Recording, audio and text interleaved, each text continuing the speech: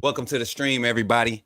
It's your boy, Coach Smook, your boy, Coach J, Coach Jan716, and yours truly, Coach Sean from Huntsville, man. Hey, we coming in kind of trying to get ourselves together, man. We had to sit back and make sure that game was complete. I know y'all was making sure we had to get that one over with, but shouts out to the Alabama Crimson Tide, man. Finally, finally, I feel it.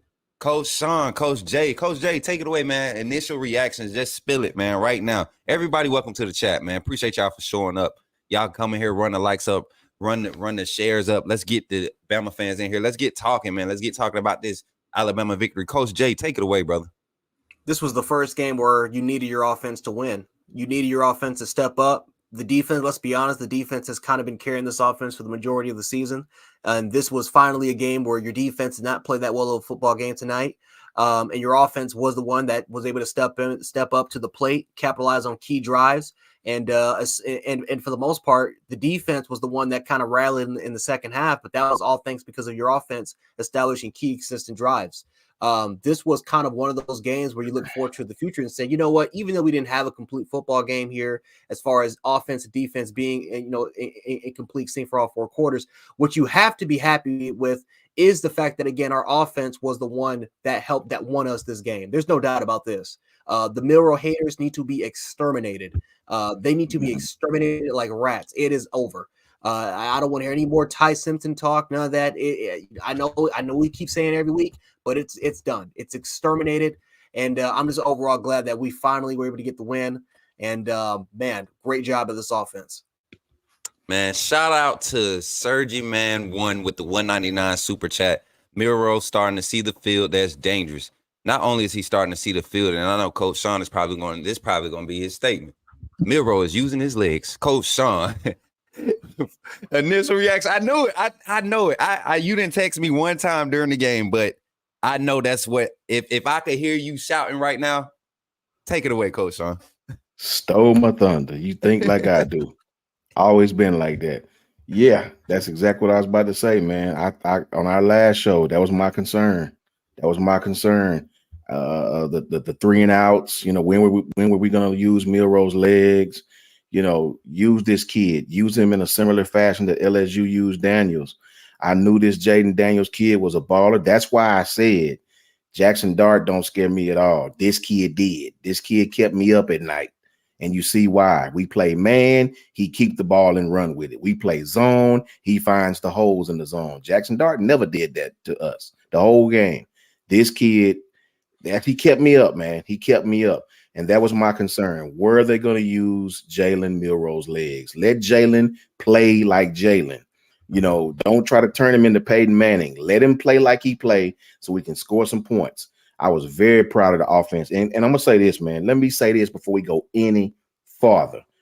Put some respect on Caden Proctor's name. That's all I want to say. That's all I want to say. Perkins was a non-factor. None. If we going to kick Caden Proctor back in for playing bad, and rightfully so, we got to get that kid some love tonight because he kicked tonight. He gave up 1 sack, and it wasn't even his fault. It wasn't even his fault. It was not his fault. The ball way too long. Let's put some respect on Caden Proctor's name. And I got a little inside information that some of the Bama players watch this show.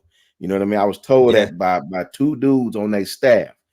Caden Proctor, shout out to you, young man. If you watch this with this playback, put some respect on that young man's name. He played the best game of his career tonight. Dominated all the way around.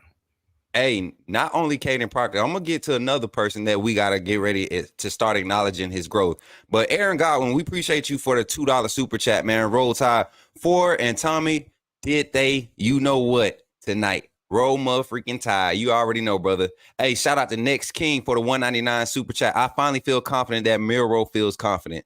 Man, I'm going to take y'all jumping onto my comment. Clinton Howard with the $2 super chat. Love the way we used our backs tonight. Roll Tide. Man, and one more from Larez Moody, my guy. What's up, Larez? He says, Coach Reese finally had a great game plan. The offense played a complete game. And he jumped right on my freaking point, guys. Tonight, we will acknowledge that Tommy Reese, not only has he grown, but he called a complete game. through this whole game, Milroe had multiple opportunities. Even in the first drive, when we took the sack, Milroe had an opportunity to step up and make a play. Did he know? But guess what? We turned around and Tommy Reese kept him comfortable on the very next drive and put him in situations where Milroe just felt confident. Milroe made one questionable pass tonight, and I could understand why he made that pass. He saw the 50-50 ball. Snaky safety kind of snuck up under it in the back of the end zone. But Milroe protected the ball, and he took chances when they were there. He was decisive in using his legs, and I want to give credit for Tommy Reese for putting him in position to do such a thing. If we going to continue to question this staff and this team, we got it, man. I don't know what else Coach Saban got to prove. Trust the process. I've been saying this since the Ole Miss game. I've seen consistent growth with every phase of this team. We saw small spots where things were inconsistent, but consistent growth. This team has yet to regress from that Ole Miss win. I want to give props to Tommy Reese for calling 4 complete quarters. Let's jump back into the super chats. They got them running in. Appreciate you all for the super chats. Coach Sean, take this one for me, brother. Donna B. Curious, $5. We seen a 4-quarter Bama team tonight. Here we go. Yeah, I guess we did see Crimson Blood 22 quarters. Crimson Blood $10. Our first complete game and balanced on all sides of the ball. Yes, sir. And let me get this one, man. High Power TV with the $4.99 trenches. Somebody say Jaden Roberts. Man, Coach Jay, if I had to give you any flowers right now for any statement that you've been saying since we saw a flash of him in the Ole Miss game, Jaden Roberts is the difference maker on that offensive line. Yep. Let's jump right into it. The group, in my personal opinion, that played the complete game was the offensive line. I say both lines, the offense and defensive line, because it was times when Jaden Daniels was breaking out the pocket, our linebackers was leaning and pressing. The guy that was supposed to be spying, Deontay Lawson, who was in the first half, just kept pressing the line of scrimmage for no reason. Jumping the read option for no reason. You got your safety help behind you. Let him key the running back. You need to key the quarterback. That is their offense.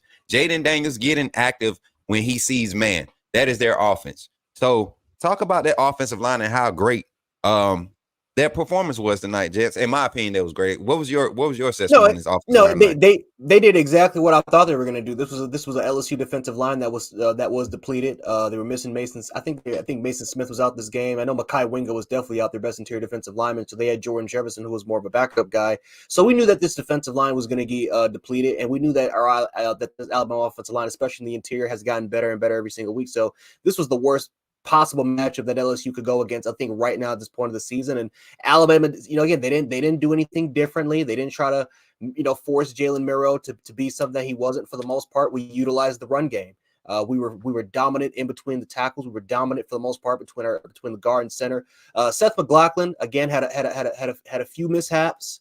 That's definitely got to be cleaned up. Starting to get a little worried that those mishaps that could be affecting us in the future. But overall wise, as far as the run blocking, as far as zone scheme and everything else, it was perfect. It was really, really nice tonight. Jaden Roberts was a bully. Tyler Booker was a menace. You saw Caden Proctor once again dominant in the run game. It was just beautiful to watch. It was absolutely beautiful to watch, man. So overall wise, I'm just glad that we took care of business on the offensive front. We knew that if Alabama was going to win this game, they had to establish more of a ground game and take control of it. And guess what? And, again, Jalen Milroe, for the most part, had over 150 yards on the ground, but we have to acknowledge running backs like Jace McKellen, Jam Miller, Rhoda Williams, all three of them got the rock, and they had some really, really good runs. And a big part of that was because of the holes that were opening it up on the offensive line on all fronts. Right. Let me hit these super chats before I throw it to you, Coach Sean, because I want you to talk about the running back room, man. I was greatly impressed with these running backs. Roll Tide, the Hasio 24 for the 499 super chat. I'm sorry, man, getting excited over here. Appreciate you, brother. Kill Tack 9 with the $20 super chat, man, coming in big baller, dropping them big. I'm talking about dropping them big baller. Let me stop. Dallas Turner, the QB assassin? ? We can win every game with a run game like that. Facts, man. We're gonna jump on that defensive side here later in the show, and then we also got the super chat, another from Donna B. Curious with the $2. She says, "So proud of that offensive line tonight." I can't agree more. This offensive line they really show what I've expected them to become, man. We knew they had the talent, guys. Just like Coach Jay said, we just had to allow this thing to come together and really just trust the process. But jumping over to the running backs, Coach Sean, man, I mean, maybe 2 negative run plays tonight, the whole game. And yes, the defensive front was depleted, but I think the O-line really just created plays, and the running backs showed a different level of patience and assertiveness tonight. Give me your assessment on how the offensive line the running backs played tonight. I think they played well. I think more importantly, the blueprint of what Tommy Reese did, running between the tackles, keep pressing the line of scrimmage, running a bunch of plays that were not really perimeter plays, but from tackle to tackle, off the 2, off the 1, off the 3, off the 4. These guys were beating them up on the inside. And while they had a little success against us early, those type of runs will pay off in the fourth quarter, as we see. Roydell, I've always liked Roydell in short yardage because he's a little more physical runner to me. He's not really a jump cut guy. Roydell lowers pads on you. And you got to have a back like that late in the season. You got to have a back like that. I'm really impressed with the way the running backs played. They didn't have a lot of carries, so it wasn't a need to give somebody 20-something carries with Jalen Milroe playing the way he was playing. The running game as a whole with Jalen Milroe, with the RPO system, with the read option system, with the running backs running the plays that were called, I like that style of running game from the University of Alabama. I think we'll need that going forward. We got a couple teams on our schedule that we'll be favored to beat, but you can't take them lightly. That type of running game is what we'll need to see. I wouldn't be upset if we backed off on running Jalen Milroe a little bit until we see some better competition, so we won't get him totally beat up. But to answer your question, I'm totally satisfied with what I've seen from the running backs tonight and how they were used, more importantly. I'm about to get into this box score, man. We usually don't jump into this post game because we have like a lot of things that we've seen, but I saw so much improvement. And if we want to be honest, and I told y'all, this staff I was getting a different feel about this staff. And it was to the point where, like, I felt like this extra week of preparation was going to pay off with how healthy we were coming into this bye week. And so I had more so of a confidence that those older guys on that staff, Ken Wise and Hunt, is it Charlie Strong on the other side, on the defensive side? He's on the staff. You got guys just scattered around our staff that's sitting around talking to a mature group of players that Coach Saban is trusting to make in-game calls, call the defense, make in-game adjustments on their own. So it was a different type of feel coming into this game with the coaching staff. But let's jump into these stats, man. This box score here. I'm going to jump to the receivers. We had 1, 2, 3, 4, 5, 6, 7 different guys with a reception this game. The only one with a negative reception was Roydell Williams when they tried to run the screen. But still averages right at 10 yards a catch. The only one that was under 10 yards a catch was Jermaine Burton. So the fact that Alabama's run game was able to be consistent and be progressive and positive, it kept us from having to force Milroe into the mid-range passing game. So to the point that we were making about him testing those DBs, we saw him overthrow a few early ones, but then you saw him just kind of settle his feet because the protection was just so great. So once again, kudos to Tommy Reese for scheming these wide receivers into routes that they are so fluent in. Kobe Prentice he looked like a first rounder the way he was running routes. I know he only had one reception, but you go back and watch a lot of these play calls, man, and Kobe Prentice in these patterns, he was eating, man. Man, let's get to these super chats. Y'all running them up again. I'll click over to the comments for 2 seconds. And we that high power TV one, Coach Smooth. Can I get that one? Yeah, we're gonna run them down. Go ahead. I got you. Kobe Prentice, Easy 205 with the $5 super chat. Kobe Prentice and his late older brother were my next door neighbors for 15 years. Glad to hear that the OC wants to get him more involved. We said we needed guys like him and Kendrick Law to get involved, and guess who were key guys? Yes. Him and Kendrick Law. So Coach Sean, Coach Jay, take this one right here. Which one was that? Professionally certified hater.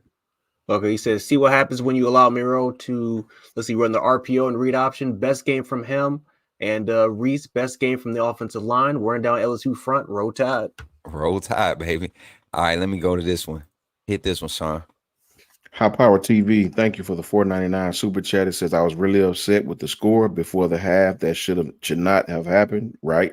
What defense should have been called in that situation? Roll Tide roll. Well, High Power TV, that's why I wanted to take yours, because that's what I was saying earlier. It's not really a perfect defense you can call for this kind of quarterback. Yeah. You know, but I will say, if we were going to play man like that, I was hoping Terrion, they would put Terrion up in his face on some BNR. That's what I was hoping. Instead Just of having physical, man. Yeah, man, because we gave that first down to them. I mean, they ran a slant and it was just like taking candy from a baby. I mean, the guy was 10 yards off.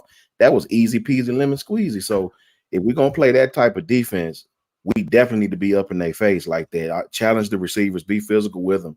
So that type of quarterback, he's smart enough, High Power TV, to where if we do play man and give him that much room in zone or man, he'll take off. He'll take off on us. And so that's really what happened in that instance. And the key, and another key on that phase in going into that last drive on the first half, Deontay Lawson got to stop pressing the line of scrimmage when we know we got man on the outside and he's the Scott when he's the spy. They never pressure him and motion him out of the box. He literally had space to shadow the quarterback. And so, you know, I know, and me and Jance, we were going back and forth. I was like, man, ain't no way Kevin still don't get in his head and say, look, I'm not putting Campbell out there to spy because Campbell's doing his job in coverage. He's helping us in coverage. You're going to have to lay off with that press in the line of scrimmage. And we saw the adjustment. Even when he got his ankles broke, he actually played it right. He played it right. He forced the guy back inside.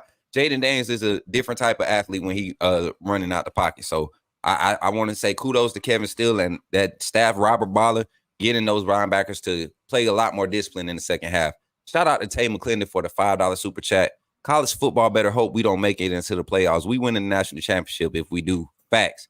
I agree totally. That type of game we played tonight, y'all, gave me total confidence. When I look at how Georgia survived against Missouri today, it looked like it was like a mirror image. And if that's the standard based off of them being back-to-back champions right now, I like the position we in right now with the schedule we got coming from. There's not another quarterback in the country that has the ability that Jaden Daniels has to tear you up. That's the best.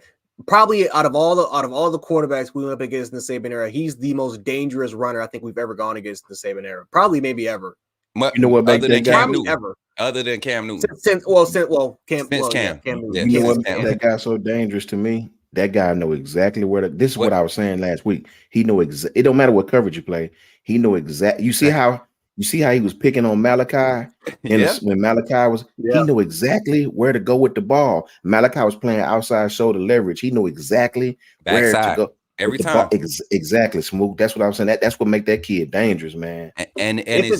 And we knew. I'm sorry. Go ahead, Jay. No, I was about to say it's this chemistry with Malik Neighbors, man. I mean, that was. I mean, when Malik Neighbors was inside the. I mean, even Malik Neighbors, he knew exactly. Okay, you know what? He's gonna throw it on this side of the shoulder. Let me try to make the adjustment, try to get that catch in, because that's perfect coverage. You can't play any perfect. That's just chemistry, man, between him and Malik Neighbors, man. But that's just Jaden Daniels is just a hell of a quarterback. But like I said, guys, when you take an offense that's been that, I think they were averaging 40 points coming into the night or 38, something like that. It was close to 40 points. They're averaging. I think it was a little over 40. I think it was a little over 40, if I'm not mistaken. If y'all can in the chat, I don't want to. I got so much going on in the background on my screen, but the fact that you held this high-powered offense not only to less than 30 points, but you was able to create a turnover because you have active hands up front with your defensive front. You had guys playing discipline on coverage. Yes, there were a few mishaps. Yes, you're going to have that. You got possibly 3 first-round wide receivers over there in that receiving core, man. And I'm saying number 2, I can't remember his last name, but number 2 is probably the worst of the bunch, and he could start. Lacey could start on any team in the SEC right now. He could be your number 1 guy on any other team in the SEC right now. So it's one of those things, man, where you just got to give credit where it's due when it comes to a guy like Jaden Daniels. So let's jump to the other side. We already kind of established our thoughts with Milroe and how he played. I mean, just no turnovers, guys. I mean, what more can we ask for? No turnovers. He took 1 sack. Was it one sack tonight?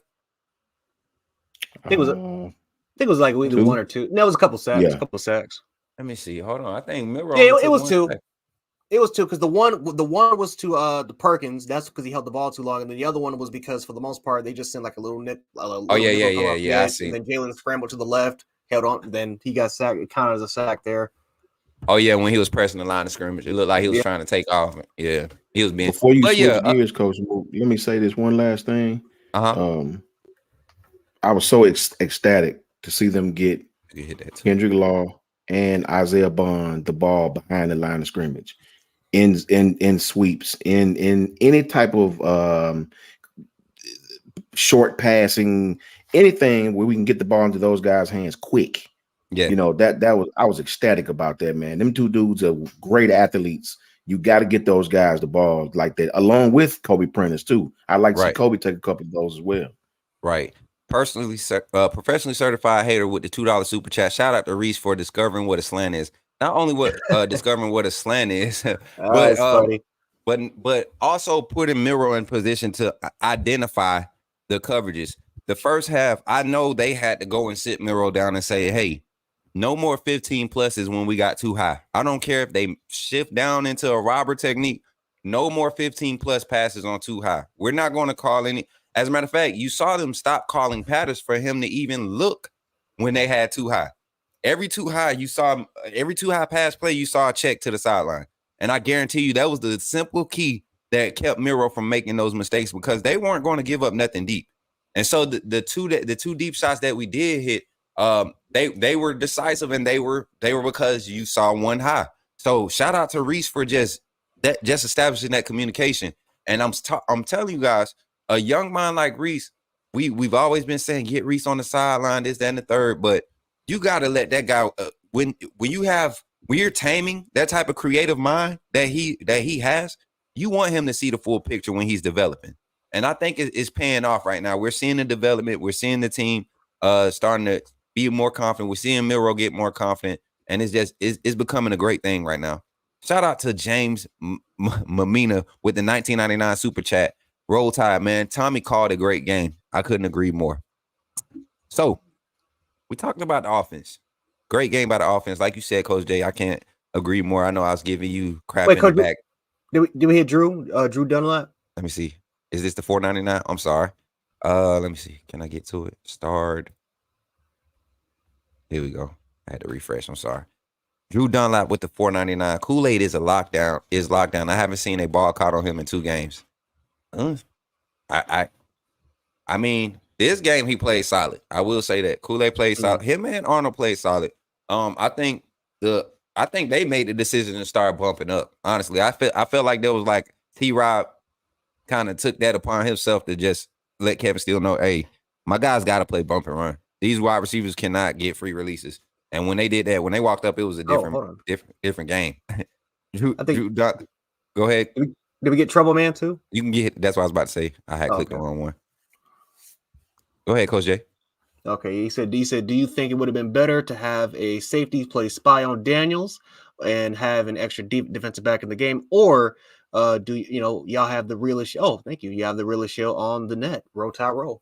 Appreciate that. Appreciate that. Appreciate Take it that away, trouble, man. Coach Jay, man. Do you think that would have worked out better? What, playing that 3 high? Playing with 3?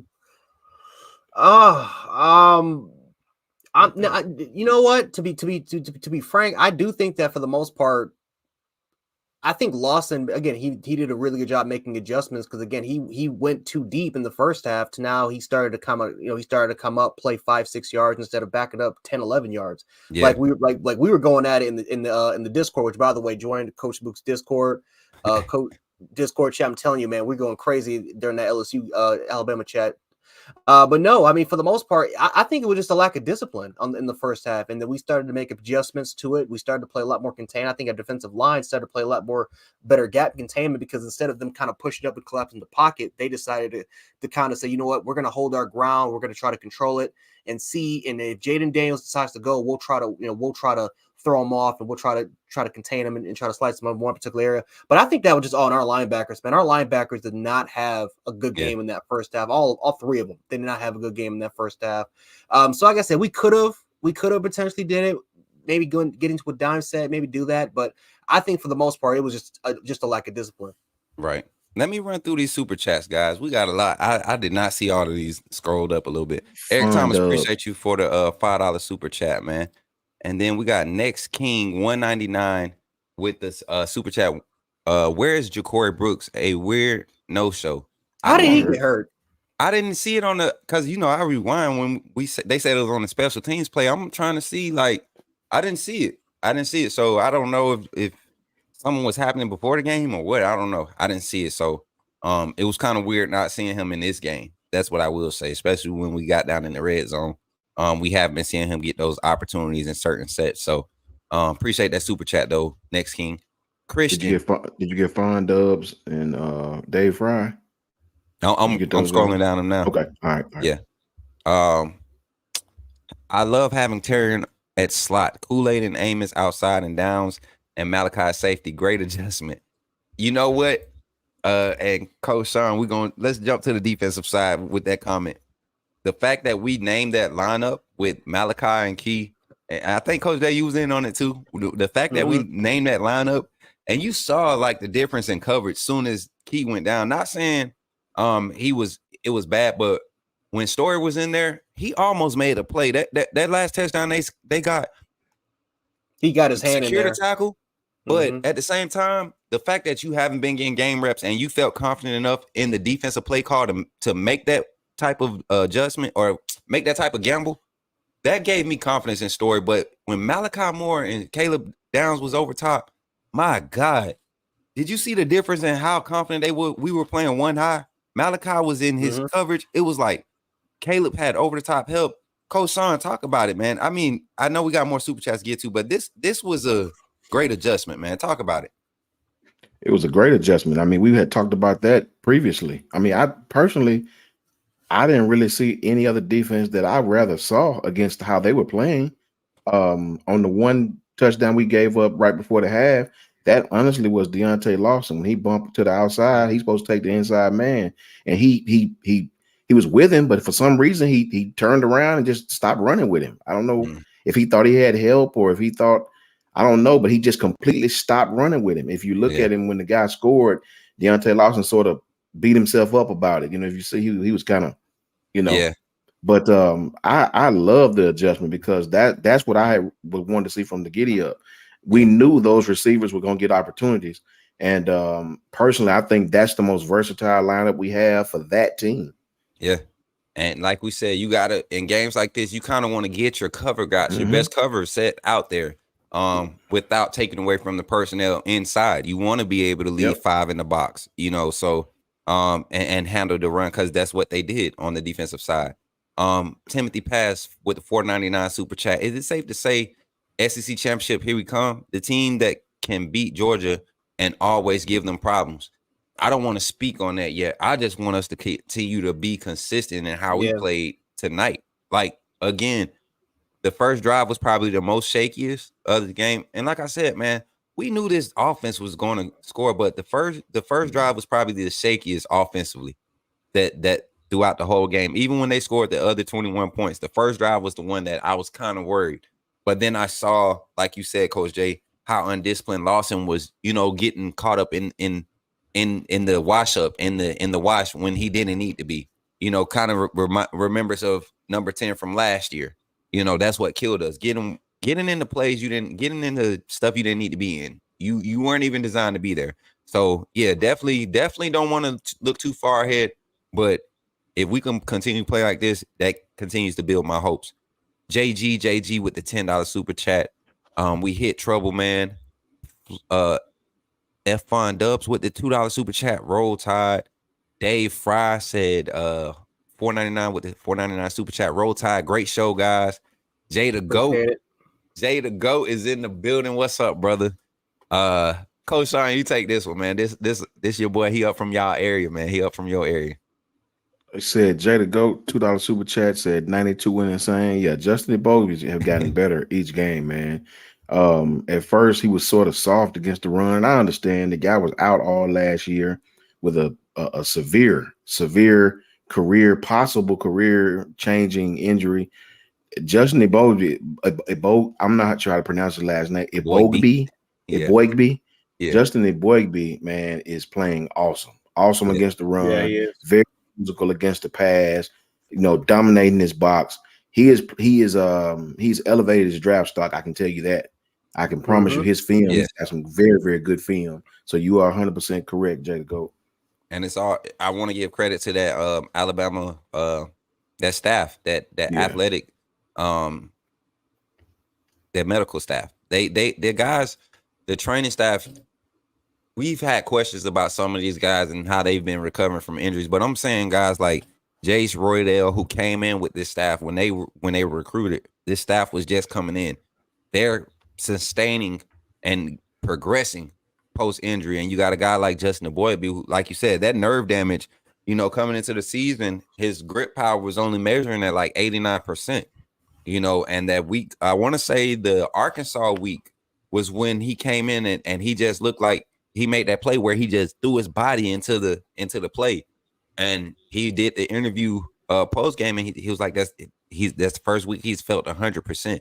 So to know that he's going crazy and going hard like that and putting his body on the line and feeling comfortable to do that, that's a good sign, man. With this defensive front, Tay McClendon said with the $5 super chat, number 17 Jefferson. I think he means Marshall. Is a liability.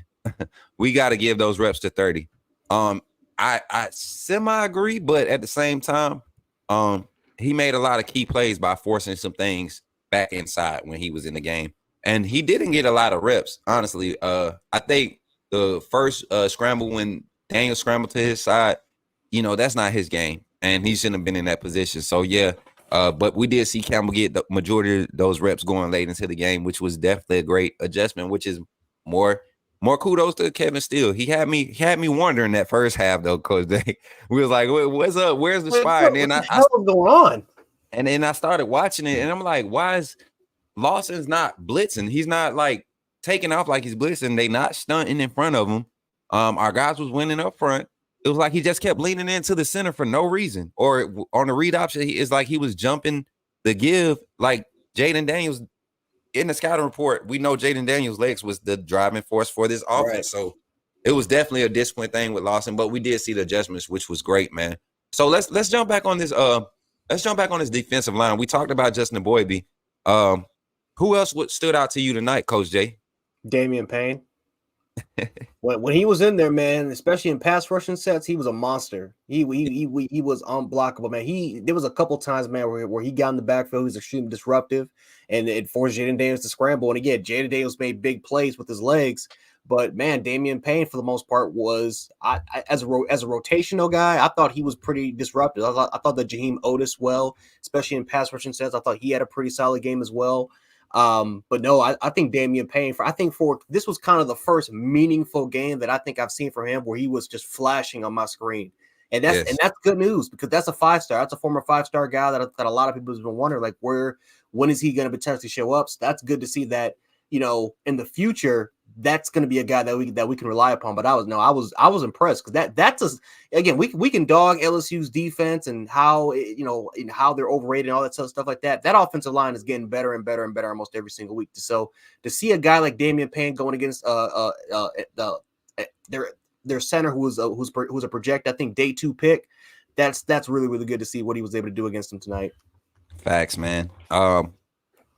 If I could highlight somebody before you go, Coach Sean, I want to talk about Tim Keenan. Early on, he from the first snap to the last snap that he played, he was very disruptive. It kind of took a little bit longer for the guys around him to start getting active. Jaheim Otis kind of started getting more active around the third drive of the game, but Tim Keenan he's playing lights out this season. Is he a sophomore? Is Tim Keenan a sophomore? I think he's a redshirt sophomore. I believe he's a sophomore. I think he's a redshirt sophomore. Check, correct me if I'm wrong. Yeah, because he's clicking like a third year guy on the defensive line. Most of the time when our defensive linemen, when they like peak, they start getting that real national recognition. It's usually around that third year, unless you have like guys like Quinnen Williams, who was his second year was like crazy, or who else came in early in Damian Square, early in Saban's era when he came in and just was like Quinn Dial. You know what I'm saying? Like those guys, Yeah. they just came in and was different. But to see a guy like Tim Keenan be developing right now, shouts out to Freddie Roach. We've been putting him on the hot seat early in the season. We had him on the hot seat early. Well, I did. I can't remember if you guys agree with me, but this defensive line has started to, show up. Kevin Steele's play calling, I believe, plays a factor in it. But also, Freddie Roach, we're starting to see him develop some guys. We're starting to see some of that fire that we see in those practice clips. All that energy we see in them practice clips when they tossing them sleds, we're starting to see that. So, Coach Jay, take this super chat and then you pick a guy on that D line that you were impressed with.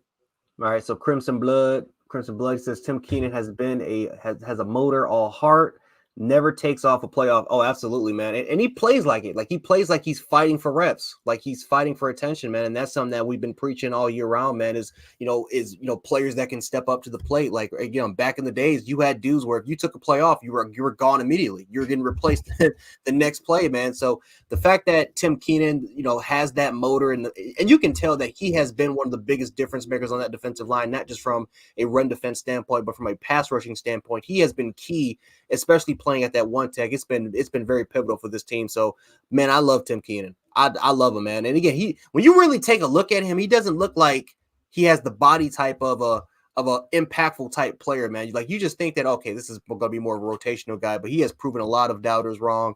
And man, I couldn't be more proud of Tim Keenan. Right, man. And I mean, Tim Keenan, Damon Payne, Eboigbe, Otis. I mean, even when Latham got his 2 or 3 snaps, man, it was like you couldn't tell the difference when there was a rotation. You couldn't tell the difference on that first level. Let's jump to the second level with the linebackers. We kind of talked about the inside linebacker play. Let's jump to the outside linebacker play from Dallas Turner. We saw Q Rob get a few snaps tonight. We saw Braswell. They said he was working through some type of injury, whatever, fatigue. Yeah, but he was picking his spots and it definitely was effective. So, Coach Sean, outside linebacker play, what was your thoughts on it, man? I don't think Chris Braswell played well at all. I don't. I mean, it had to be something wrong with him. He was getting ran over in the run game. I mean, even though they wouldn't get any yards, he was getting turned in the run game. Even on the play where the guy bounced it outside, it's just like he was just standing there. It wasn't like he was getting blocked. He was just sort of caught up in the wash, and it's just almost like he wasn't the same. It's definitely got to be something wrong with him because he wasn't fast. He was just doing the lazy bull rush, with arm extension on the inside of the offensive lineman. That's usually what you do when you get tired. You know what I mean? He didn't play the same. I'm very positive it was something. Maybe he had an issue or something because he didn't play like regular Chris Braswell tonight. But Dallas Turner was aggressive, damn near too aggressive sometimes. But I think the outside linebackers played well. The secondary to me was the MVPs of the defense to me. The secondary to me played out. Man, against this team, the secondary to me is outstanding. All of them. Caleb Downs played with all of them. Everybody in that secondary, man. Guys, Caleb Downs is looking like a third-year guy right now. The fact that he's leading the team in interceptions and tackles as a true freshman, not only does that say that he's mature mentally and has a psychological advantage in the game, but this kid is like years ahead of his time right now. I mean, like he legit looks not physically looks like a junior. The Texas game to now, this is not the same player. This is not the same player. The fact that he's developing at this rate, I'm excited to see guys like Earl Little and Dez Ricks and Jaleel Hurley test the field next season, man, if they have the opportunity. Like the fact that Caleb Downs is developing like this, those guys in front of him, the only thing holding those guys I just mentioned from being on the field right now and developing at the same rate, progressing and being able to put plays on film is Kool-Aid, Terrion, and Trey Amos right now. But we have this secondary is deep. They're physical. They've been trusting their technique a lot more lately. And when the ball is in the air, like Malachi Moore, that was just a great catch, great pass, great catch. Like you're not gonna get too many of them in the SEC and what we have left on the schedule. Coach Jay, talk about the secondary. What's your take on the secondary, brother? Well, I thought the secondary played well.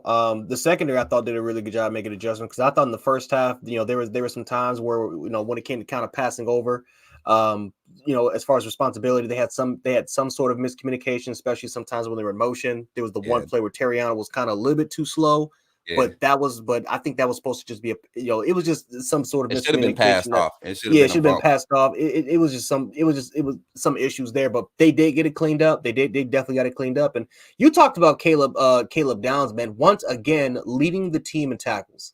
Mm. 12 tackles today. Like, he led the team again. He's led the team in tackles, I believe, every game that he's played in, which is absolutely incredible.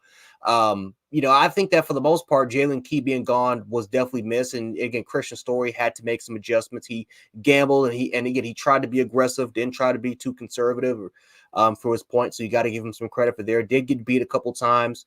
But no, I think Malachi Moore, if I had to kind of give you an MVP, I thought Malachi Moore was the MVP. I thought Yes. tonight. I thought that he did a really good job in the slot. We all knew that Malik Neighbors. We knew that he was going to be in the slot. You knew that Brian Thomas, they were going to put him in the slot, and he held his own for the most part. He had opportunities where Jaden Daniels tried to take advantage of, and some of it was just again, that's just phenomenal passing by Jaden Daniels, and of course Malik Neighbors. I mean, there's a reason why he's leading the entire country in receiving yards for a reason. He's going to be that's a first round receiver. You can't.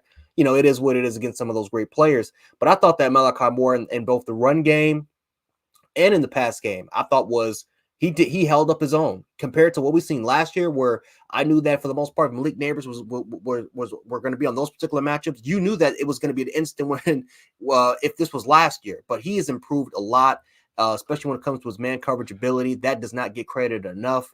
And overall wise, I thought the secondary played really well. The only part where I thought that defensively they did not play well was the linebackers, inside linebackers for the first half. That was the only group. Everything else I thought for the most part had its up and downs, but ultimately was more good than bad. And let me tell y'all, one thing I do want to highlight about this secondary that we haven't seen from an Alabama secondary in so long. The fact that you have 3 cover guys sitting on that first level of coverage.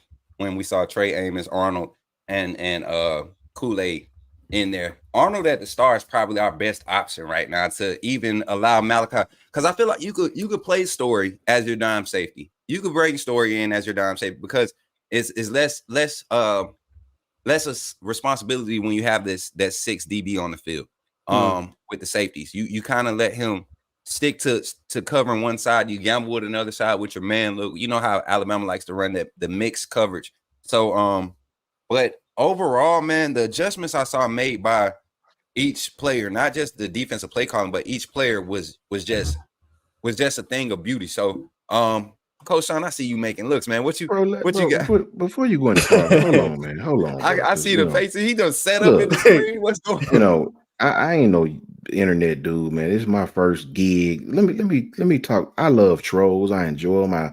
I like when they come in. Just make sure y'all hit the like button. But let me say this, bro. B Puck 33, bro. Shouldn't you be on your own damn page enjoying your win with your team, right? And I never understood why Georgia people call Alabama people. I go to Georgia all the time. It don't look no different than Alabama. You know what I mean? Bro, you from Georgia. You ain't from Chicago or New York. To call us Gumps, we might well call y'all Huck Fins. You just country's Alabama people. All y'all dip tobacco and country and like fishing. Like, stop it, bro. Like, you from Georgia, bro. You know what I mean? You 1-5 against Alabama. You played us 5 times, winning 1 time. Once. Yeah.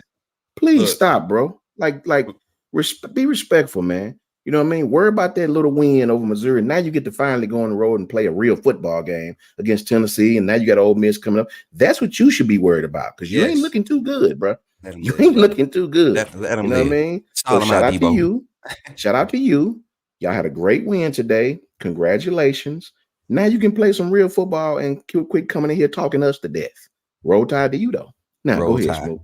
Man, High Power TV, Alabama time possession, 33 minutes, 33 seconds, 1 punt, guys. Shout out to High Power TV for the $1.99 super chat. Not only do I want to tie that in with this comment, I'll eat my crow now. Milroe has steadily improved. Intermediate short throws much better last couple games. Deep ball off tonight, but he's making strides I didn't see him making during the season. Proud.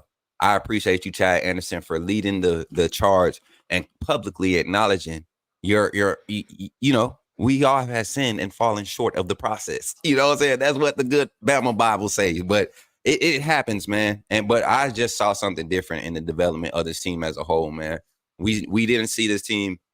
I think the only thing we saw this team struggle with consistently throughout the season was just shoring up our quarterback's timing in his head.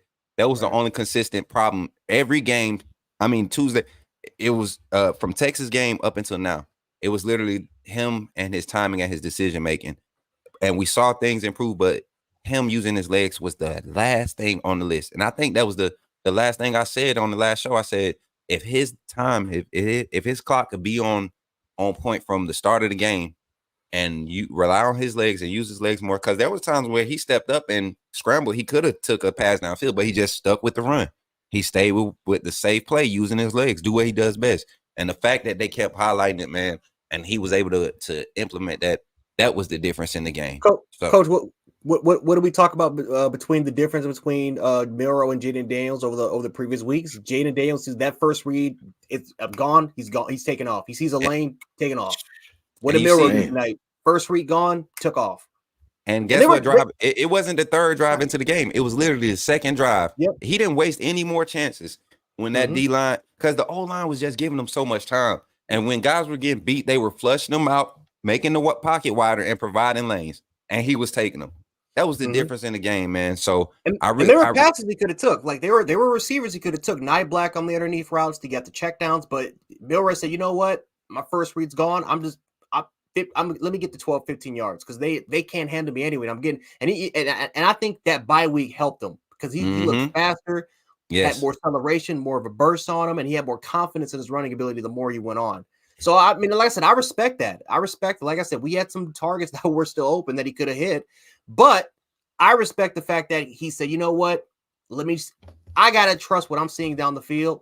I'm gonna take off. Let me take off, get these yards, keep the chains moving. Yeah, the best that I was worried out that I was concerned with third down. That you already know that 11 third 14 on third down. That 11 14 on third down. I was concerned about third down, man, big time. I know my bros, man. I knew he was about to say it. I was concerned about us getting off the field on the defensive side of the third down. I was concerned about us giving up the ball and punting. But we played outstanding on third down, man. It was absolutely great. So I was very, very happy. We play like that on third down, we can beat anybody in the country, man. That's a fact. You know what my other favorite number was? Fourth down efficiency, 0 for 0. You get what I'm saying? Like we didn't we didn't have to go for the fourth down. Like we put up 500 total yards of offense, guys. 500 total yards of offense. We gave up 478 to LSU, but that's LSU. The numbers are kind of screwed because we went soft coverage when Nussmeier came in to make sure we were securing tackles. We didn't play too aggressive in coverage. We kept it simple. We made it to where guys had to make plays. But like the statement earlier about the time of possession, we won the time of possession. I want to get the snap count. I want to get the snap count. I'm gonna pull up the stats. Coach Jay, what's something else that you want to before we just freestyle? Will Reichert, if I had to be picky about anything in this game, I want to say Tommy Reese could have helped Will Reichert on that second 40+ yarder with that play call on the third down in field goal range. If you're gonna push the ball, if you're gonna do a screen, put it in the middle of the field, or at least put it in the middle to where your kicker, if he's pushing that 50-yard range, let him line it up in the middle. Let him line it up he's at home field. Don't put him at an angle. Make it easy on the kicker. If I had to pick about anything, that second field goal miss was not necessarily on Reichert because they were going to get pressure on it. They were sending everybody. They didn't even have a guy back to return. So the numbers didn't match up. Put them in the middle, makes it a little bit easier. But overall, Tom Reese played a total good game. Anything about special teams, Kool-Aid tonight, anything, Oh no, Riker, you got to make those like I said, right? You got to make those field goals, man. You got to make those field goals because it sucks, man. Because he lost the Lou Groza Award tonight. It's over with him. It's unfortunate. Yeah. It is what it is because we don't really get a lot of field goal attempts anyway. So, but no, he lost the Lou Groza Award today, man. So I mean, like I said, I would have loved. I mean, I can understand missing the first one. The first one that was difficult. Again, that did not help as well. What also didn't help as well was the false start call was set us up on a 2nd and 15. Yeah. That also didn't help because we went from having a 39-yard chip to now all of a sudden having a 47-yard chip. Yeah. But no, that second field goal you have to hit. You got to hit that field goal. And no, it sucks. The Lou Groves. I mean, I've always wanted a Lou Groves award, man. That's the one award that I've always wanted here at the University of Alabama. And now it's gone, taken away from me. We have to hold. Was it windy tonight? Nuh-uh. They said it. Yeah, nuh-uh. It only got up to like 2.5, and that was early in the game, but it wasn't effective enough for. And you saw the first kick. It was kind of like he looked up and saw the guy coming out the right corner of his eye, and he kind of like hitched a step. But that second one, I would have loved for us to line up in the middle. It was a 43-yard. He slipped. If you actually kind of go back and watch a little bit, his back, his back plant, he actually slipped a little bit. So I don't know if that probably was the main factor, but you can just tell a little bit. He just couldn't get a full grasp of the kick on the first one. The second one, I have no idea how he missed that one. Yeah. Ray Palm with the $2 super chat. For the first time, we gave up fewer than 4 sacks. Man, this offensive line, I told you guys, it was just a matter of Milroe making better decisions. And this offensive line, we would definitely appreciate it. Seth McLaughlin with the snaps tonight. I think he had maybe 2 or 3 kind of shaky ones. But, I mean, for the most part, you could tell he's more confident with the guys left and right of him. Because he's starting to steal blocks. Now he's starting to climb second level. I didn't see an old lineman get whooped tonight. I don't know if I don't like the y'all know y'all say I got the Bama goggles on, but I didn't see an old lineman get whooped tonight. I saw J.C. Latham freaking go crazy. I saw Jaden Roberts and Tyler Booker go crazy tonight. Caden Proctor held his own. I didn't see nothing special from him, but he was not a liability tonight. So I mean, O-line, man, A+ maybe tonight for the first time this season. What y'all giving them? I give it an A. Because this is what we knew, that if Alabama was going to win this game, this offense needed their offense needed it. This is what they needed to do, especially listening to Kai Wingo and Mason Smith. This is something we knew that Alabama was going to have the advantage going into the game with the line. Yeah. So they did exactly what I thought they were going to do. Personnel wise, I give them an A as well. Coach. I give them an A as well. And given, and you know, we don't like to use transitive property in college football because everybody shows up and plays a different game. But you look at the talent that the type of talent that Alabama played against tonight with LSU being down, guys. That's similar to the talent we're going to see for the rest of the season when we talk about the defenses we're playing against. Kentucky is probably the most probably going to present the biggest threat because of their run defense and how they play that and how much pressure they like to send. They're very aggressive with their pressure and their physical.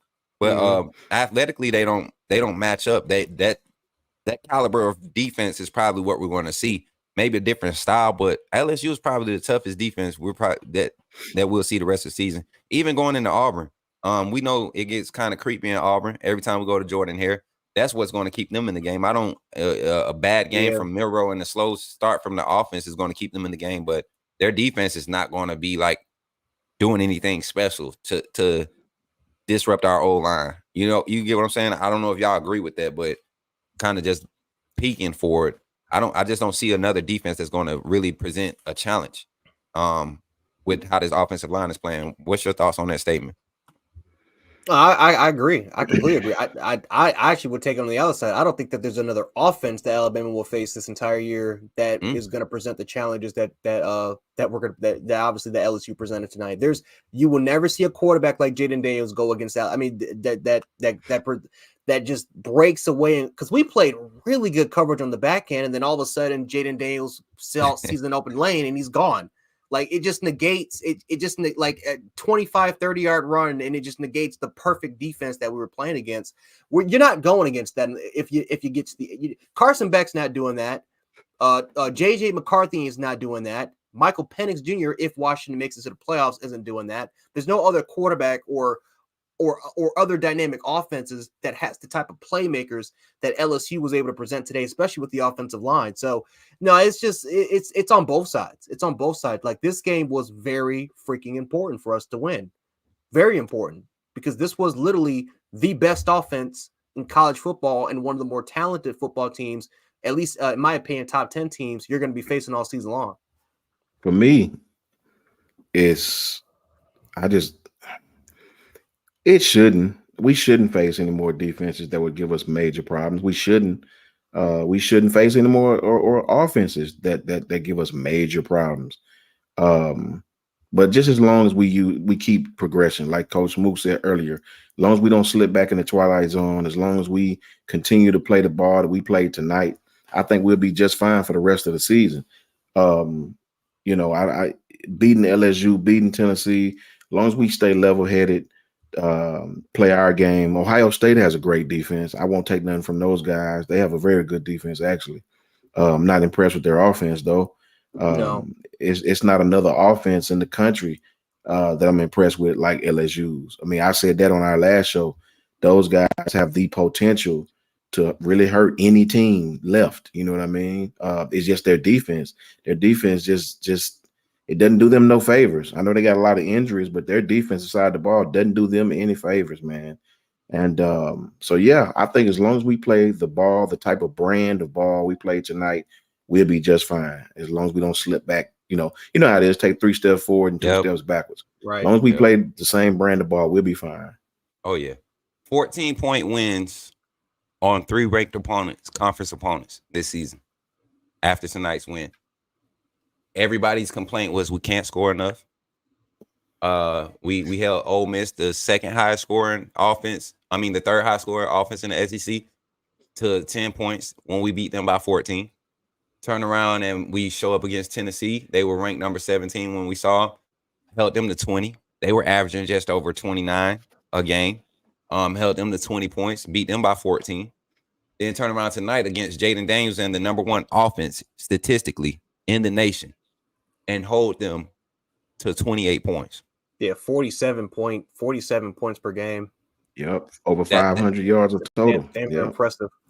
I mean, that we can't ask for anything more, Alabama Nation. This team has shown that they are gearing towards that national championship caliber team.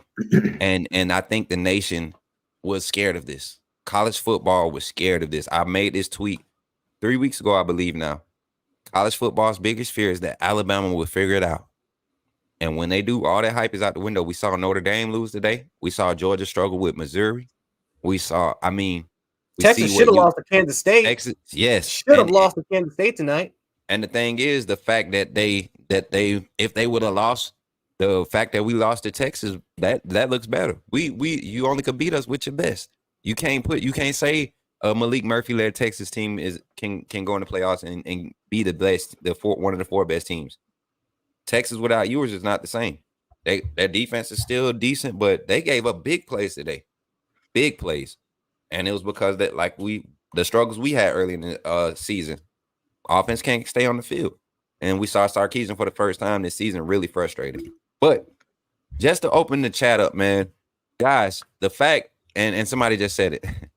I was about to go here. 7 points in the second half. Once again, we almost created a second half shutout. Coach Sean, highlight that, man, because you had a lot of concerns about a lot of the adjustments that weren't being made early in the game last week against Tennessee. Yep. And we were able to, I think we shut them out in the second half too, right? Yes. Yeah, we shut Tennessee out in the second half.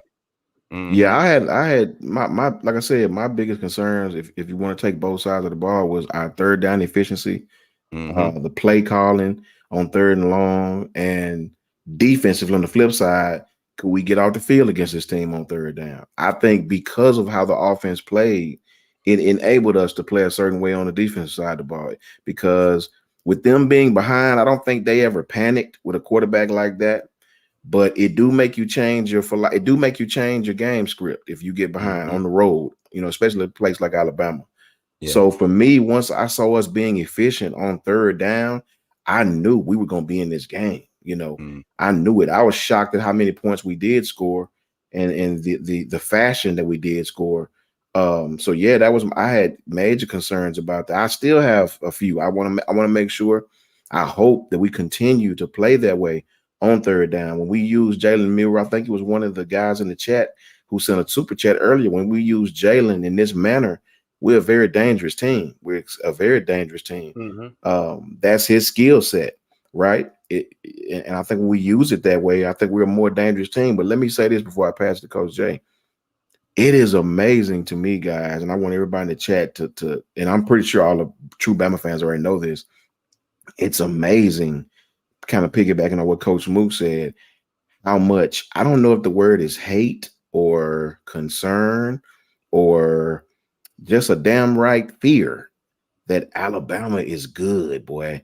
It's like every team is peeking in through the curtains in Tuscaloosa to see what's going on. You know, it's amazing to me, man. You know, these guys will come in and they'll talk and they'll brag on their own teams. But trust me, all the Bama fans out there, they worry to death. They worry. They'll tell you they're not. They'll talk like they're not. The prognosticators will tell you they're not. It is so many teams, coaches, fans that is worried about that big red script, white A in the playoffs again. Trust me, they are. They know it. So I enjoy it. I am elated and ecstatic that all of you feel that way. There's not Bama fans. I really enjoy the fact that you disappointed, the fact that we won, that you take more pride in us losing than your own team winning. I could never be so weak. You know what I mean? It is great to be a Bama fan, and it sucks to be you. Right. I don't care how many championships you got, what you done lately. The whole country still say we want Bama. Alabama is the standard in college football, like it or not. You know what I mean? Yes, sir. Like it or not. And that's gotta make you feel some kind of way. So I appreciate you all. Just stand back and watch what Bama do, baby. We ain't finished. We ain't finished. Roll Tide. Coach Jay, before you go, man, when's the last time you had a back-to-back national champion worried about? Facts. Good night. When we won back-to-back, I was not in nobody's group chat. To kill less. I was expecting, I was what the real, football heads or football fans would be doing. I was trying to figure out, man, how we going to do 3? Nobody ever done 3. I wasn't worried about nobody. I wasn't worried about Florida coming back. I wasn't worried about, I think that year Missouri kept us from when they first came in. I think they wasn't even them. Was it 13? A&M. Yeah, A&M came in with Manziel. Yeah, man, that was just a down year. So that's what I was worried about. I was not worried about anything else. So I feel you, bro. I don't even give it no energy no more, man. I'd be more concerned. I'd be more concerned about our fans. You know what I'm saying? Because they disappoint me sometimes too. Coach Jay, go ahead, give your rent, man. I'm feeling the spirit right now. Texas fans, after their complete almost debacle of them butchering that Kansas State game, what do you see them doing? Going. What do you see on the Twitter feeds? What do you see on the game threads, on the Reddit posts, talking about Alabama? You almost lost today, and you want to come over here and you want to talk about Alabama acting like, again, they're treating it like it's a national championship. But what are they hoping to do? They're laughing at us. They're hoping that we lose. Because all of a sudden, if we make it to the college football playoffs and we play that team again on a neutral site field, most likely gonna be in our territory again. It's gonna be. I'm telling you, it's a different beast, it's a different animal that you're gonna be playing against, man. You do not want to play a team twice in the same season. You don't, especially because now you know exactly what they like to do. You know their tendencies. You know what they like. You know what they love. You know what they hate. I'm telling you, Texas fans, Georgia fans, all these other different fan bases, especially you nasty Michigan fans, which, by the way, you need to worry about your scandal, stealing signs, having that do with the fake camera, with the facts, that on all that crap. Worry about y'all scandal, because y'all might not even be getting in. Ohio State fans almost losing to Rutgers. This is, for the most part, if I'm an Alabama fan and I'm looking at the landscape of college football, Washington, again, USC put up 42 points on Washington. I'm not scared of them. Oregon, for the most part, shaky start against. I'm gonna be honest with you. I think the only team that maybe can give me some worries is Oregon. I think that's the only other team I think right now that's giving me some worries. Every other team right now in college football has their weaknesses, just like how we have our weaknesses. But for the most part, I think the difference is that we've gotten better. We've seen us at the bottom. We've seen the worst of us scoring 17 points on South Florida, losing to Texas at home. We've seen the bad. all of a sudden we starting to get deep into midseason and all of a sudden we're in November. We're getting a lot better offensively. We're getting a lot better defensively for the most part. We've already started to see our groove, and all these other teams are regressing. Oklahoma, for the most part, talked all the trash, beating Texas and saying, "Oh well, Oklahoma will kill Alabama in the SEC next year when we play them." Oklahoma's out the playoffs. They've regressed. They hit their stride. They hit their peak. We haven't even reached our peak yet. That's the scary part, and that's why people are hating on Alabama and hope that we lose today. Everybody was against Alabama today because they know that we haven't even hit our peak yet. Yep. I'm telling you, man, it's a scary sight. It's a scary sight. I'm telling you. I'm gonna hit these super chats, and I want to take my rant. I really got to. Kevin Steele is the difference this year. Shout out to Acquisitive Prince for the $2 super chat. Man, you've been right there with it the whole season. But Kevin Steele, I appreciate you for the $2 super chat. Crimson Blood 22 $5 super chat. He says we are playing with house money now. We are evolving. This is scary for other fan bases. 1000% correct. I want to take a moment and talk to the rest of this Bama fan base, man. Since Ole Miss week, I think that was the week where we didn't score in the second half, right? They shut us out in the second half, or it was something happened. In the second half. We didn't score in the first half. It was the second half. We didn't really do that much. Okay, and then we came back and we played A&M. They played us strong at some point in the game, And I kept telling the fan base, there's a process and there's a certain development you want to see from a team like this. When you got a true freshman at left tackle, got a first-year full-time starting quarterback who's under a new offensive coordinator. You got guys at wide receiver who have talent, wasn't proven yet. That's a lot to work with when you're talking about competing at a high level. And we didn't give our offense really an opportunity to showcase development based off of a horrible game against USF. Where the starting quarterback, who's been the difference in our offense, didn't even play that game. So I want y'all to think back to that USF game.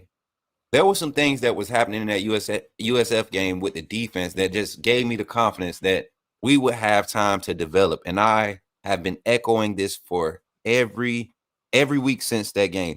Trust the process. Trust the process. Complaints here, complaints there. At some point in time, you just got to turn the film on. Caden Proctor has shown flashes he could be this guy for 4 quarters. It's all about getting those reps. That Jaden Roberts change. Dalcourt and Ferguson are healthy. They're out there getting reps with second team. So somebody on that staff made a difference. And we all know we were asking for make Coach Saban mad again. Mean Saban. Saban really has put his hands back into this program. His emotions are really dialed back in. And that's the difference in this program. Trusting this process, he had to remind himself what the process looked like. This is the first challenge he's had in years. Probably like the first true challenge he's had in probably like 4 years, y'all. And that's since the national championship 2020 COVID year.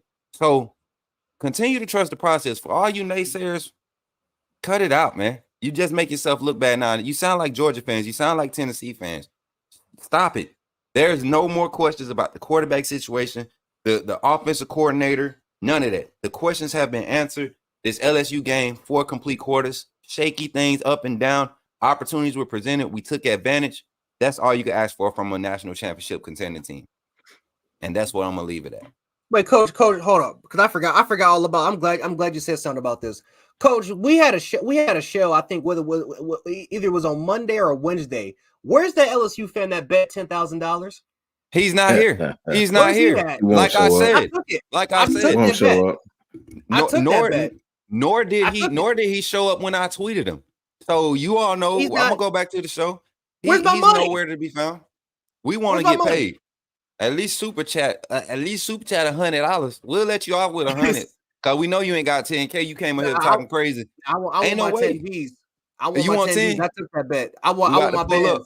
I took that bet. Where's my money? I told you, man. These LSU fans, man, all came off throughout the chat on Monday, man, making bets that you can't keep the promises, man. Can't keep these promises. Oh yeah, it was time to beat our chest a little bit. Yeah, I know y'all. I know we don't usually do that, but this was a game, man. This is what I've been waiting on. This to do it against this offense, man. Like we really could have held them to 18, honestly. Those red zone conversions were real close. They were tough drives. perfect play calling, perfect execution from a Heisman contending quarterback, and a deep receiving core. But that offensive line, they did not play great against our defensive front. That offense, that run game was all Jaden Daniels. Their run game was Jaden Daniels. For him and Milroe to have over 100 rushing yards, that's crazy, man. But we was able to do it without. You gonna put a bounty on them? Hey, Gelato, you gotta we gotta go find them. My boy said, if I spend $100 on a super chat, I want some great analysis. Boy, you didn't watch the last show because everything I said what happened basically happened. I said Jaden Daniels would get his, but Kevin Steele is the difference in this game, y'all. There is no denying that. I don't. If it was either him or Robert Balla that got in Deontay Lawson helmet and said, "Hey, listen here, son, stop pressing that line of scrimmage. There is no need to. You got sure tackling behind you. Play your assignment. QB spy the QB. If he had spied like Perkins spied Bryce last year, this game is a totally different game, bro. Perkins didn't press the line of scrimmage at all last season. He played off the edge. He would spy. He would drop back and spy, and that's how they stayed in the game. So great game, man. Great game. Aaron Anderson was no factor. That boy had that penalty. He helped us out with that penalty he had. Because they had I think that was on the little dump off pass or a screen or something when he had the illegal blind side. That helped us out good. This team is ready to contend and win the national championship. Book it, Roll Tide. The college football world is shaking in their boots. Shout out to my goal for that comment, man. Sicario says SPH was spot on as well. SPH, man, he said if we can't contain this quarterback, if he continues to run all up, it's going to be a game. It's going to be a shootout. And it was true and the thing was, we really had to make them adjustments, man. We really had to make them adjustments. That one high look early, if we would have stayed in that, man, and not. Yep. Oh my God, killed us. He saw it too. He saw it, man. Every time, and he would look at the safety. He would literally guiding, telling Caleb Downs where to go, telling Jalen Key where to go with his eyes, and then he knew what he wanted on the outside. So I respect that young man. I respect that young man because he looked like he's.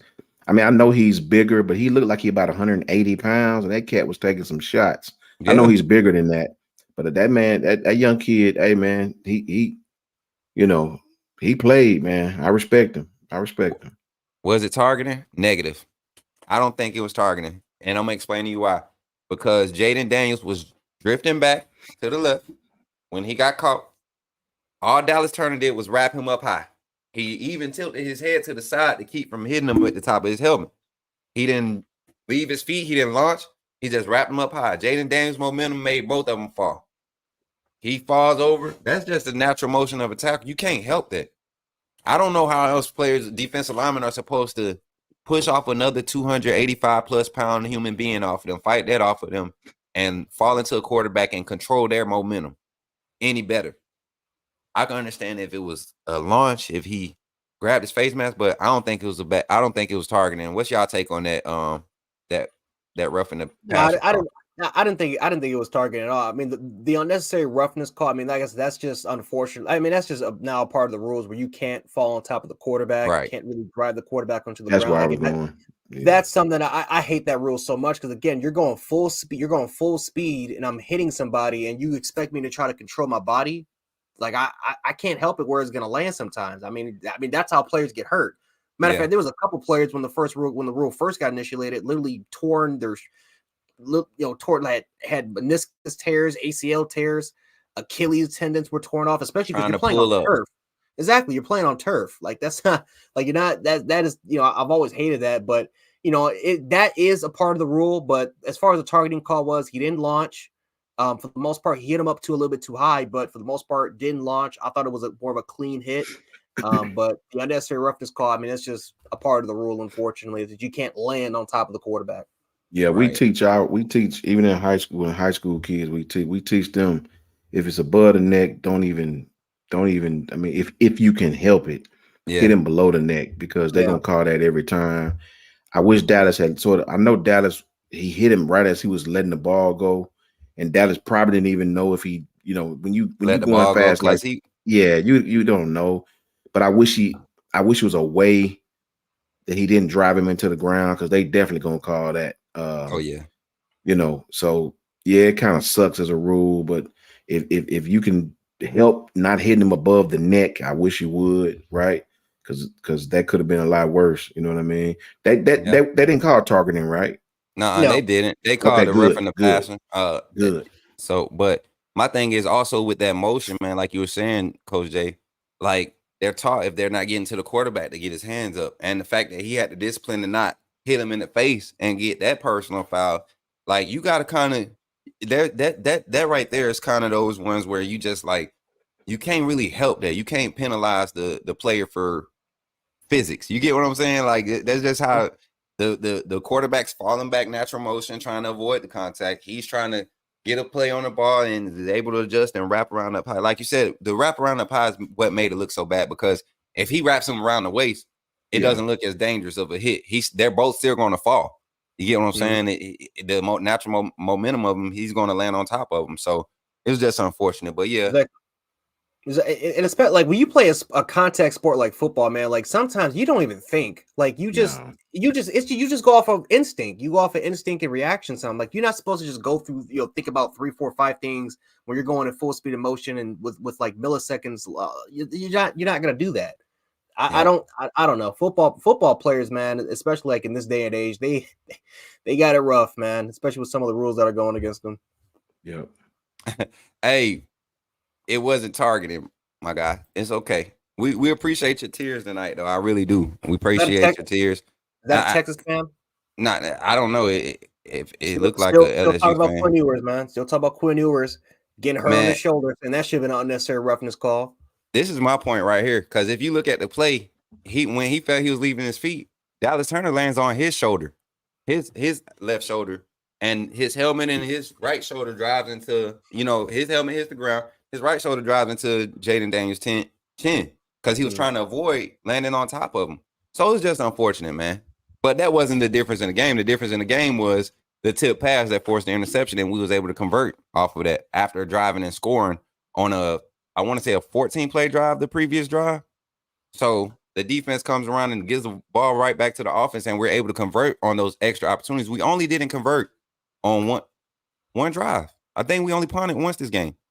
So this was just a complete game by the offense. My boy Chili said, love the show, but far right just explained targeting. Appreciate the 199 super chat, my guy. Hey, as we close it out, guys, final thoughts, final reactions, and tell the people where they could find you, bros. Go ahead, Coach Jay. You could take it away first, man. You can find me at Twitter, Gent716, YouTube, Gent Sports. You guys already know how it is. For the most part, man, I'm proud of this team. Really proud of this team. This was a game where we knew that offensively we got to put up 40. You had to put up a lot of points. And man, I'm proud that this offense kind of carried that. They've carried their own weight. And that's a sign, man, that we're starting to head down the direction of being a complete football team. LSU, Alabama continues to own you. We continue to prove that we are that we are not just DBU, but we are NFL University. We are coaching university. We are coaching rehab university. We have pretty much owned your sorry program for the last 15 years, and we have continued to do that. For the most part, I think after this is over, I will be watching Whiskey and Wine because I want to hear T-Bob talk all the smack that he was able to do all night. And I want to see if he's going to continue to do that trash talk on his show. So I can't wait to kind of see that. LSU fans in the chat, if you guys are here, I don't know if you guys are here or not. I for the most part, good luck to you. Good luck to you for the rest of the season. I want my $10,000 for who I don't even. Who was that person, Coach? Who was that person? Go back and look at the comments, bro. I still want our money, man. And like I said, I want you to share it with the rest of this chat that's in here, man, because you talked all that smack, flapping your gums, want to be flexing your monopoly money, and all of a sudden you're nowhere to be found here on the chat. So for the most part, great win for the University of Alabama, but we are continuing to get better. We have not yet lived up to our peak, and it's all going to be a matter of time before we're going to be once again competing for a national championship. Facts. Coach Sean, take it away, man. You guys can find me on JMHO Sports Talk on Twitter. That's just my humble opinion, Sports Talk. Got that thing up and going now, learning how to maneuver it. And I second what Coach Jay just said. It's a lot of things going on with Bama. I said a month ago. We all of the coaches said a little over a month and a half ago, maybe 5-6 weeks ago, that this little stretch was going to tell us what kind of team we had. We bypassed all the ups and downs. We said that stretch of Arkansas, Tennessee, Texas A&M, and LSU, that little stretch will let us know what type of team we have. So to all the other fans who hating on Alabama, talking about this, our team is getting better at the right time. You know what I mean? They're peaking at the right time. Some of you don't look very well. Some of you hadn't played any competition really, and it's going to be rough on you. It's going to be rough on you. I'm very, very, very proud of the football team. Shout out to Kyle Henderson for making all this possible for us. I'm extremely happy with the football team. I want these guys to keep progressing, keep getting better. We have some small bumps in the road that we got to get over now to make our future come full circle against a team that I think we all want to play in the end. We don't got to call their name right now. Still early, still a lot of football to be played. We've allowed other teams to borrow our trophy, and we coming to get it back. So I hope they enjoy it. I got a lot of respect for my LSU brethren because LSU fans, to me, while they love their team just as much as we love ours, the LSU people, they do a different type of whining. They whine from their soul because they believe what they say. Some of these Georgia fans and these Tennessee fans and these Texas fans, they whine just because they dislike Alabama and they're jealous of the University of Alabama. It's just what it is. I'll say it. So shout out to LSU. I'm one of those guys. I got a lot of respect for LSU, man. LSU is one of those teams I would pick a whole bunch of other teams to play before I pick y'all. You know what I mean? But it's one team I got left in my mind that I want to play. I won't call their name right now because there's a lot of football to be played. They've been talking for a little while now. They dodged us last year. They dodged us and got to play TCU and all these goofy teams. Well, you won't dodge us this year. You won't dodge us this year, bro. So enjoy. Let's both of our teams keep winning, and we'll see what happens in the future. So roll tide to everybody in the chat, and that's just how I feel about it. The truth is in the details. Yes, sir. Always. And as you all know, you all can find me at Coach Smook on every platform. That's at Coach Smook on every platform. That's Instagram, Facebook, Twitter, Kick, YouTube. We got everything popping. I'm in the process of moving. I actually only have my desk and the green screen up right now in this room. I don't know if y'all can hear the slight echo, but yeah, it's a proud day to be an Alabama fan. I'm especially proud because I've been at y'all's neck about trusting the process since, Texas game, and I just had so much confidence in this team and Coach Saban and the fire in his eyes, man. I just knew a type of leader like that is his influence is so infectious. It's hard to evade it. And when you've seen the process in the past and you've seen teams similar to this makeup not be provided the same caliber of experience and quality coaching in the front office. I mean, on the staff, on and off the field. Like this team is privy to some different level of coaching and different level of access to football knowledge than the 2011 and 2012 teams. You know what I'm saying? Just because of technology itself. So we got to take account into everybody's getting better around us. Yes, but this Alabama team has not peaked. This dynasty is not over. Coach Saban is 72, still running and jumping and touching the top of the runway to the freaking coming out the tunnel. I mean, jogging up and down the field after the game, after standing up for 2 and 3 hours calling the game, still getting in the guys, still going out there doing pregame stretches with the guys, getting on the ground stretching, throwing balls in the wide receiver DB warm-ups. This guy still has a lot of fire, and this team is being inspired by it. This team is dangerous. And the fact that, like Coach Jay said, the fact that they're not even like they're just not seeing what they're capable of. Once everybody, all 11 on that field on both sides of the ball, are confident in every play call, everything that their assignment is doing, there's no stopping them. I see more pick sixes coming. I see more sacks coming. I see more play action pass over the top accuracy. I see more big run plays being broken. This team has the chance to shut college football up the next 3 weeks, and we're going to see it. We're going to see it. I'm a firm believer that the Tide have re-arrived. We're back. We've never left.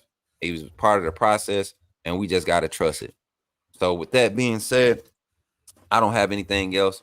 Don't forget to catch us Monday night for Monday Night Football with the coaches, man. I'll possibly be streaming from my new place, hopefully. And hopefully we see everybody there. And hopefully those LSU fans, hopefully we get that dude that owe you $10,000 because I can use about two. You break me out about $2,000. Exactly. Yeah, We're trying to get to Atlanta. We're not trying to play around, man. Man, One more thing before we leave. Let's put this in perspective really, really quickly. Mm-hmm. For all of you in the beginning of the season, Paul Feinbaum especially, that was hating on Alabama, talking about how bad we were, talking about how we weren't going to do this, and, Saban has lost it and all these things. Don't come over here now. Don't come over here now. This to the major analysts. I think Kirk Herbstreit was the only one who even picked us to do well. The rest of them didn't give us no love. None of them. Him and Roman Harper. I mean, as far as the the really, really, really big guys. So keep that energy, man. We don't want your love now. We don't want it now. Keep that Georgia energy. Shout out to Georgia. Keep that energy. Give them all the love. They're the champs and all that. Respect to them guys, right? Let them have the love. Don't give us no love, brother. Keep that energy. Gelato. That's another one. Josh Pate has been on Bama's train since the Texas law. He said the only thing this team is missing, if this quarterback figures it out, college football's in trouble. And he kept saying it with Jalen Milroe. I'm telling you. And I want to make a bold statement. Jalen Milroe's performance put him in serious Heisman talks tonight. I don't care if it was on the ground, he used his legs. The fact that he was able to do that and still put up 200 plus passing yards. What was his completion percentage tonight? Let me go find it real quick before we get up out of here. It was definitely over 65, I think. Definitely over 60. Yeah, it was 15 for 23. So that's, if you do the math. What's that, 70%, 71? That's close to it, 69, 70%. Yeah, I think that's 60, 68, 69%. That's crazy, man. That's crazy. 15 to 23 for 219. No passing touchdowns, no interceptions. But we scored 6 offensive touchdowns this game. Can't ask for more.